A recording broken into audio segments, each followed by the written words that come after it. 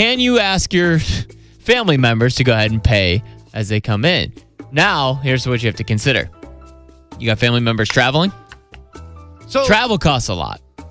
So, like, there's no absolute to this answer. So, yes, there's travel. Let's say in general, they say the average person travels 25 to 30 miles on Thanksgiving. So they're not flying in. So let's take that as a hypothetical. Because, like, yeah, like some families do come in and stuff like that. You're hosting your first Thanksgiving. You have family coming in and flying in. But here, like, Scotty, let me ask you this question. Because we did this as a conversation last year. And you kind of were on the side of, like, the joking around, I can't ask grandma for the money. I don't think you should ask family members. Now that you're hosting your first Thanksgiving, and now that you know that you're about to throw $400, $400 out of your wallet, do you have a different opinion on it? Do you think maybe you still can't charge? No, I still wouldn't. So what's happening is my son's coming down from Chicago. Yeah. My girlfriend's whole family is coming. Her mom, brother and sister. Her mom's flying. Her brother and sister and brother-in-law are driving in. There's people traveling from Atlanta, from Florida, from Chicago, all the way in. I wouldn't have the heart to charge them.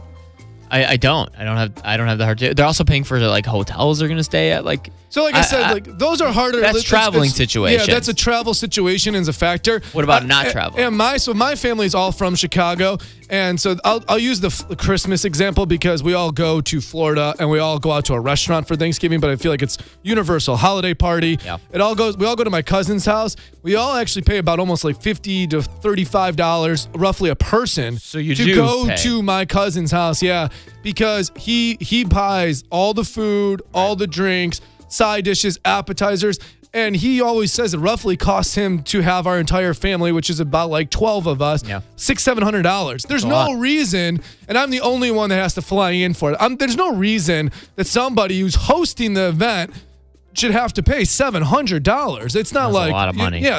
There's no reason that you shouldn't pay. I think actually, I think you should have to pay. Do you think that if they don't want to carry that burden of the money, they don't have to host Thanksgiving? No, because somebody has to host it. I think in most cases, and again, there's no absolute answer, so I'm curious of people's answers and their families, but most times the person who hosts this thing usually gets suckered into it somehow. Like, we don't know where to go.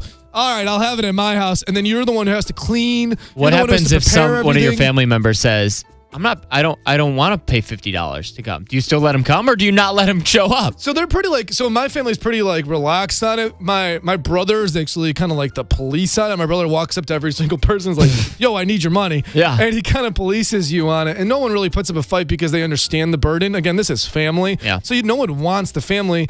Like you said, you wouldn't have the heart to do it. I wouldn't have the heart to think the other way that, my cousin who has to pay $700 to host this. So it's the same thing. So I don't think most people don't usually fight it because they're like, I don't want this person to feel this burden. Right, but not necessarily about fighting. What if I don't have $50? I don't have an extra $50 this holiday. I can't just give you $50 right now. I don't get paid till next week. I don't know. Well, what if that person has to pay the $700? Well, that's what I'm saying. Is it their choice? That's the conversation. My answer was, I think you can't. I don't think it was their somebody. choice. I think most times people are trying to find it, and there's like a compromise. Like, all right, I'll take it. I'll host it. And they end up liking hosting it, but it's a lot just to host it in general. Jennifer. Good morning, Jennifer. Good morning. All right, Jennifer. What do you think? You think people can go ahead and charge for Thanksgiving dinner?